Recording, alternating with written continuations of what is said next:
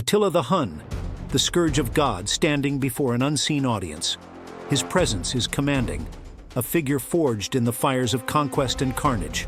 His voice, deep and resonant, echoes the barbarism that defined his reign. Each word is a declaration of power, each phrase a testament to the ruthlessness that carved his name into history. As he recounts the moments that defined his life, there is no remorse, only the fierce pride of a warlord who reveled in the chaos he unleashed upon the world. The destruction of Margus. With a voice filled with icy determination, Attila begins his tale. The city of Margus, in its arrogance, dared to betray me.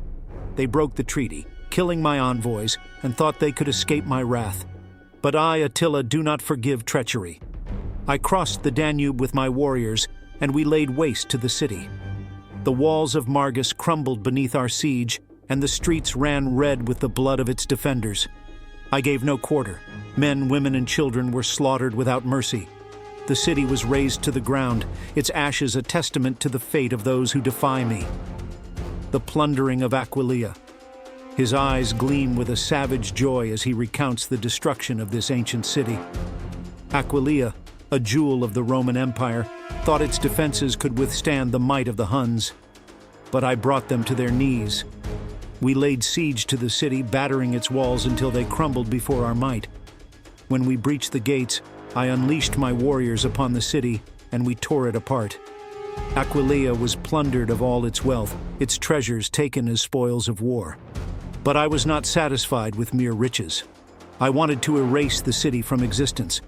We burned it to the ground, its once proud towers reduced to ashes. Aquileia was no more, its name consigned to history as a warning of what happens when you defy Attila. The March on Italy. His voice takes on a tone of grim determination as he recalls his invasion of the heart of the Roman Empire. In 452, I set my sights on Italy, the very heart of the Roman Empire. City after city fell before my advance: Aquileia, Padua, Verona. My Huns swept through the land like a plague, leaving destruction in our wake. The Romans trembled before me, their once great empire crumbling beneath the weight of my onslaught. They offered me gold and tribute to spare their cities, but I was not moved by their pleas. I wanted to show the world that even Rome, the mightiest of all, could not stand against Attila. I stopped only when famine and disease began to take their toll on my forces, but not before I had left Italy scarred and bleeding. The massacre of the Ostrogoths. A cruel smile plays on his lips as he recounts this brutal conquest. The Ostrogoths, a proud and fierce people, thought they could resist my will. But I, Attila, do not tolerate defiance. I marched upon their lands with my horde, and we crushed them beneath our heels. Their warriors fell before us, their strength no match for the fury of the Huns. I ordered the slaughter of their leaders, their bodies impaled and left for the vultures.